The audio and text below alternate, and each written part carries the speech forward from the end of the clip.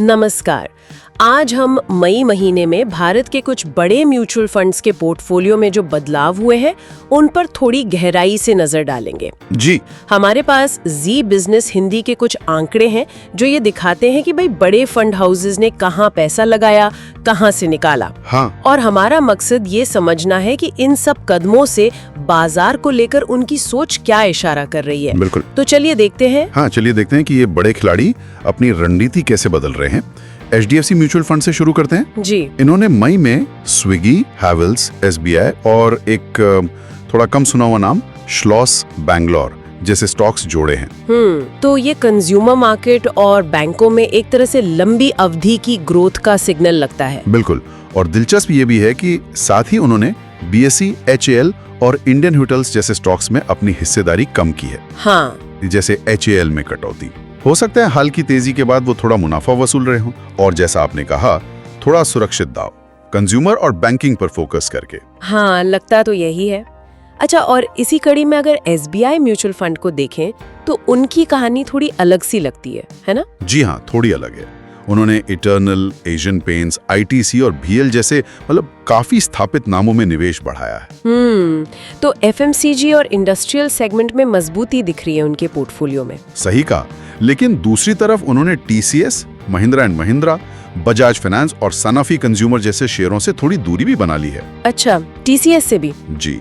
यहाँ शायद थोड़े ऊंचे वैल्यूएशन वाले स्टॉक्स या जिनमें थोड़ी अनिश्चितता दिख रही हो, उनसे सतर्कता बरतने का संकेत है। देखिए, ITC और एशियन पेंट्स जोड़ना दिखाता है कि वो क्वालिटी पर तो फोकस कर रहे हैं, लेकिन TCS जैसी बड़ी IT कंपनी से निकलना शायद IT सेक्टर पर थोड़ी चिंता दिखाता है। समझी।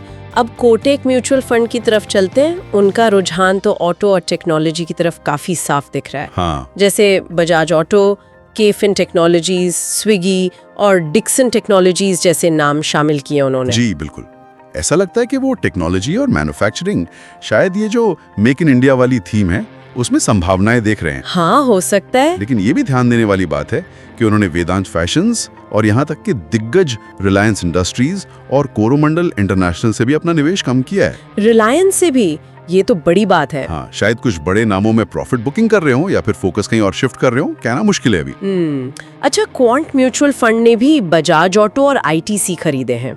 ये तो SBI के कदमों से मिलता जुलता है। जी हाँ, कुछ कॉमन पिक्स दिख रही हैं, लेकिन उन्होंने DLF जैसा रियल एस्टेट स्टॉक भी शामिल किया है। हाँ, ये बात तो है।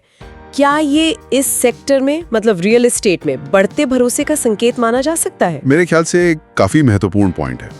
रियल एस्टेट में ये नया भरोसा दिखाता है कि शायद वो इकोनॉमी में एक ब्रॉडर रिकवरी की उम्मीद कर रहे हैं। अच्छा। दूसरी तरफ उन्होंने कोफोर्ज यानी IT, BHEL यानी इंडस्ट्रियल और कॉनकोर यानी लॉजिस्टिक्स, इनमें हिस्सेदारी घटाई है। तो ये थोड़ा मिला जुला सा पोर्टफोलियो एडजस्टमेंट लगता है। हाँ, मिला जुला है।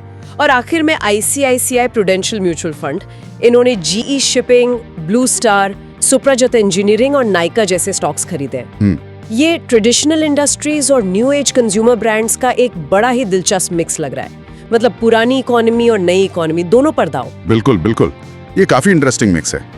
और साथ ही उन्होंने डिलीवरी, जो कि लॉजिस्टिक्स में है, इंडिया सीमेंट्स, डॉक्टर लाल पैथलैब्स और कोल इंडिया जैसे स्टॉक्स में कटौती की है। अच्छा, तो लॉजिस्टिक्स और कमोडिटीज से थोड़ी दूरी बनाने जैसी रणनीति लगती है ये।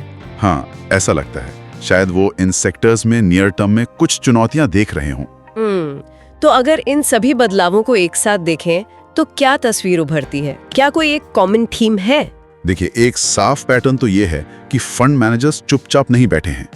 वो बाजार की नब्ज को देखकर काफी एक्टिवली बदलाव कर रहे हैं। जी। रुझान कुछ खास सेक्टर्स की तरफ जाता दिख रहा है, जैसे क्विक कॉमर्स, आपने स्विगी का जिक्र किया, consumer durables, Havells, blue star, auto, Bajaj auto और कुछ हद तक रियल एस्टेट भी, जैसा DLF में दिखा। हाँ, वहीं जो बड़ी IT कंपनियां हैं जैसे TCS या कुछ पुराने इंडस्ट्रियल नाम है, उनको लेकर थोड़ी सी सतर्कता या शायद प्रॉफिट बुकिंग नजर आ रही है। तो फिर निवेशकों के लिए इसका क्या मतलब निकाला जाए? क्या उन्हें भी अपने पोर्टफोलियो में ऐसे ही बदलाव करने चाहिए? ये सीधे सीधे कॉपी करना तो सही नहीं होगा, लेकिन ये बदलाव इस बात पर जोर देते हैं कि निवेश एक डायनामिक प्रोसेस है। फंड मैनेजर्स भी बदलती परिस्थितियों के हिसाब से अपनी रणनीति एडजस्ट कर रहे हैं।